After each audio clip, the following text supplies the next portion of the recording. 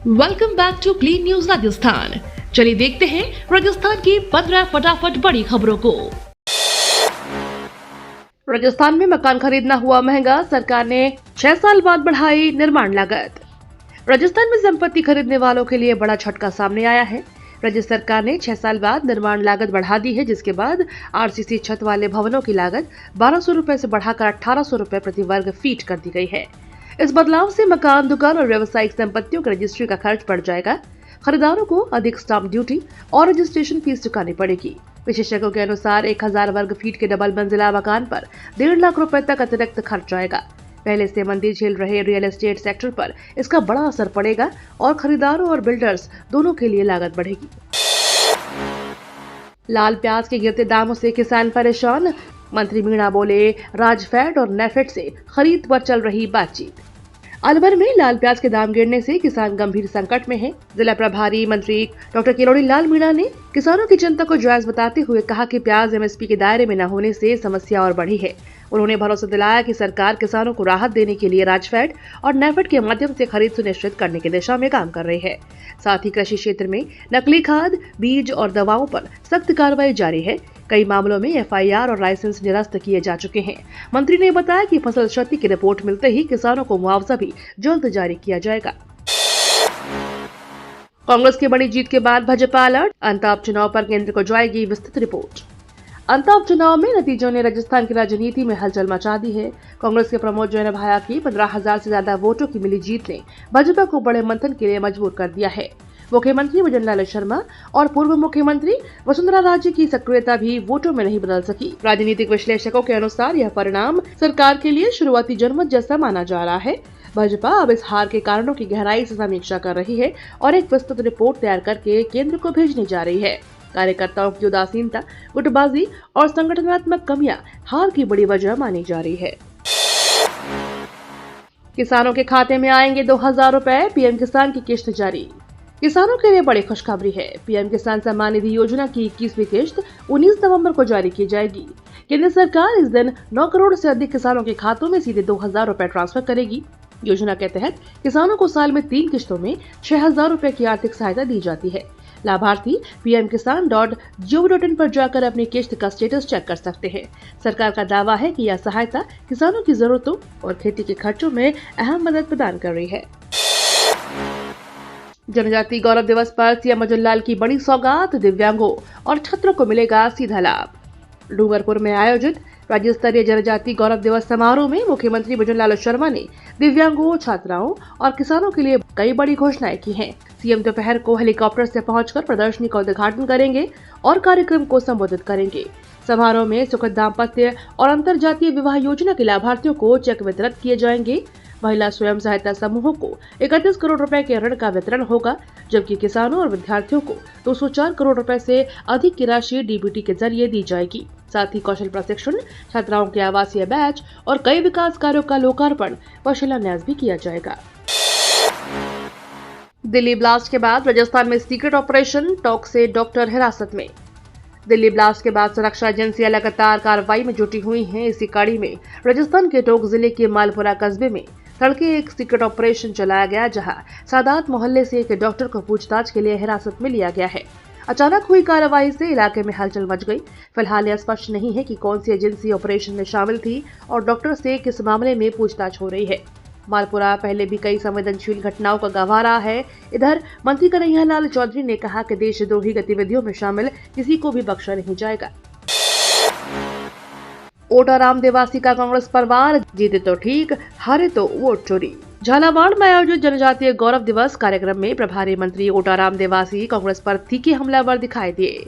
बिहार में एनडीए को मिली जीत का स्वागत करते हुए उन्होंने कहा, कांग्रेस की नीयत में ही खोट है। जहां जीत मिलती है वहां सब ठीक, लेकिन जहां हार हो जाए वहां ईवीएम और वोट चोरी करना शुरू हो जाता है। उन्होंने अंतः उपचुनाव का उदाहरण देते हुए कहा कि कांग्रेस वहां जीती तो किसी तरह की चोरी क्यों नहीं बताई गई। मंत्री देवासी ने कांग्रेस को सबक लेने की नसीहत दी है और कहा कि भाजपा कार्यकर्ता प्रधानमंत्री मोदी के कांग्रेस मुक्त भारत के सपने को पूरा करने में जुटे हैं। ठंडी हवाओं ने बढ़ाई कपकपी, राजस्थान में कई शहरों में तापमान लुढ़का। राजस्थान में ठंड ने अपना असर दिखाना शुरू कर दिया है और कई जिलों में शीतलहर लौट आई है। सीकर और टोंक में अगले 2 दिन शीतलहर का अलर्ट जारी किया गया है, जबकि फतेहपुर में तापमान गिरकर 5 डिग्री तक पहुंच गया। दूसरी ओर बाड़मेर सबसे गर्म रहा, जहां पारा 33 डिग्री दर्ज हुआ। मौसम विभाग के अनुसार अगले एक सप्ताह मौसम शुष्क रहेगा और तापमान में बड़े बदलाव की संभावना नहीं है। हालांकि 21 से 27 नवंबर के बीच हल्की बारिश या बूंदाबांदी हो सकती है। यदि बारिश होती है तो ठंड और बढ़ेगी और शीतलहर का प्रभाव और तेज महसूस होगा। सीएम अजय शर्मा का बड़ा तोहफा, किसानों और छात्रों को 204 करोड़ की सौगात। डूंगरपुर में भगवान बिरसा मुंडा की 150वीं जयंती पर आयोजित जनजाति गौरव समारोह में मुख्यमंत्री भजनलाल शर्मा ने किसानों और छात्रों को बड़ा तोहफा दिया। सीएम ने विभिन्न योजनाओं के तहत कुल 204 करोड़ रुपए सीधी बैंक खातों में ट्रांसफर किए। कार्यक्रम में 87 करोड़ के विकास कार्यों का लोकार्पण और शिलान्यास किया गया, जबकि आदिवासी क्षेत्रों के लिए कई नई सौगातें भी दी गई। राज्य विकास समूहों को 31 करोड़ का ऋण, दिव्यांगजनों को व्हीलचेयर और मोटराइज्ड ट्राईसाइकिल वितरित की गई। साथ ही जनजातीय युवाओं के लिए कौशल प्रशिक्षण, छात्रावास छात्रों के लिए डीबीटी सहायता और कृषि योजनाओं में हजारों लाभार्थियों को अनुदान राशि प्रदान की गई। राजस्थान पुलिस कांस्टेबल भर्ती 2025 का परिणाम जारी, उम्मीदवारों में खुशी की लहर। राजस्थान पुलिस कांस्टेबल भर्ती 2025 के दूरसंचार और चालक पदों की लिखित परीक्षा का परिणाम जारी कर दिया गया है। पुलिस मुख्यालय जयपुर ने 15 नवंबर को यह सूची सार्वजनिक की थी, जिसमें पास होने वाले अभ्यर्थियों के रोल नंबर श्रेणीवार शामिल है।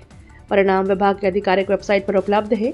साथ ही जयपुर लाइन घाट गेट स्थित निरीक्षक कार्यालय के नोटिस बोर्ड पर भी चिपकाया गया है।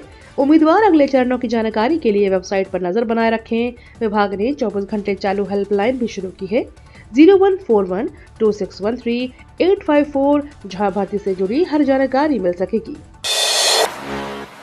जम्मू कश्मीर से आया ब्लैक बियर का जोड़ा, नाहरगढ़ बायोलॉजिकल पार्क में खुशी की लहर।